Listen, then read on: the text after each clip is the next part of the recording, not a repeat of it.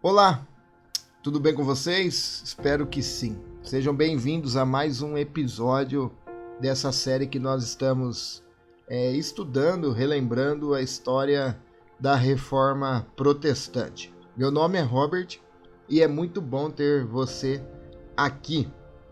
Hoje nós vamos para o terceiro episódio desta série, onde temos vistos aí no segundo e no de hoje sobre a reforma em outros países.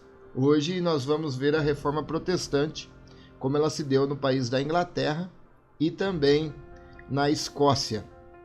O movimento da reforma na Inglaterra passou por vários períodos de avanço e também por retrocessos, em razão das relações políticas, das diferentes atitudes dos soberanos, os reis, da época, e do espírito conservador também, natural aos ingleses.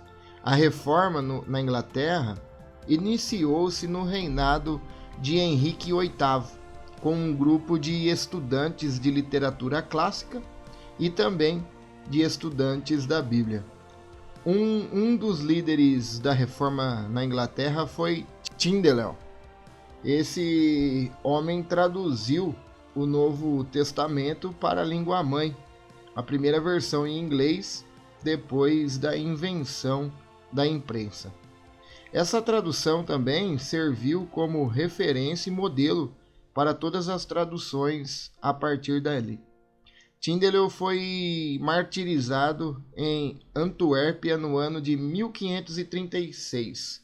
Outro líder também da Inglaterra que se levantou foi Thomas Cranmer, arcebispo da Cantuária. Cranmer, após ajudar de modo notável a Inglaterra a tornar-se protestante, no final ele retratou-se no reinado da rainha católica Maria Tudor, na esperança de salvar a vida. Entretanto, ao ser condenado a morrer queimado, revogou então a sua retratação. A reforma na Inglaterra foi favorecida e também prejudicada por Henrique VIII, o qual se separou de Roma porque o Papa não quis sancionar o seu divórcio da rainha Catarina, irmã do imperador Carlos V.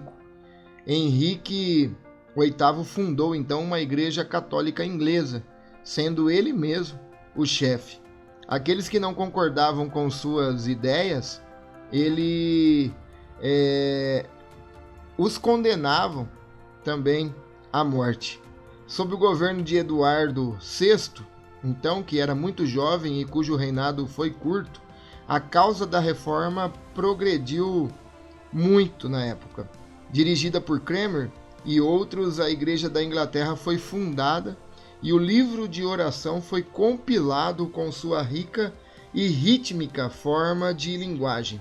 A rainha Maria Tudor, que sucedeu Eduardo VI, era uma fanática romanista e iniciou também um movimento então para conduzir todos os seus súditos à sua antiga igreja, usando para isso a perseguição.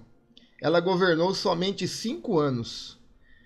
Nesse período, porém, mais de 300 protestantes sofreram o martírio. Com o acesso ao trono de Elizabeth, e mais capaz de todos os soberanos da Inglaterra, as prisões se abriram, os exílios foram revogados. A Bíblia foi novamente honrada no púlpito e no lar, e durante seu longo governo, denominado de a Era Elisabetana, e a mais religiosa da história inglesa. A Igreja, então, da Inglaterra firmou-se outra vez e tomou forma que preserva até hoje. Na Escócia, a reforma avançou lentamente, pois a Igreja e o Estado eram governados pela mão férrea do cardeal Beaton e pela rainha regente Maria de Guise, mãe da rainha Maria da Escócia. O cardeal foi assassinado, a rainha morreu e logo a seguir John Knox, em 1559, assumiu a liderança do movimento reformador no país. Mediante suas ideias radicais, e inflexíveis sua firme determinação e sua irresistível energia, mesmo contra o engenho e a atração de sua romanista soberana, a rainha Maria da Escócia, Knox pôde fazer desaparecer então todos os vestígios da antiga religião e levar a reforma muito mais longe do que a da Inglaterra. A igreja presbiteriana, segundo foi planejada por Knox, veio a ser então a igreja do país da Escócia. No início do século XVI, a única igreja na Europa Ocidental era a católica romana, que se julgava segura da lealdade de todos os reinos. Contudo, antes de findar esse século, o século XVI, todos os países do norte da Europa, ao oeste da Rússia, já se haviam separado de Roma e estabelecido suas próprias igrejas nacionais. Aqui nós encerramos então o nosso estudo sobre a reforma nos países e depois nós vamos, nos próximos episódios, meditar sobre os princípios da religião reformada. Eu quero convidar você a ficar ligado aí às novas postagens. Nós vamos falar sobre a religião bíblica e a religião racional, a reforma protestante.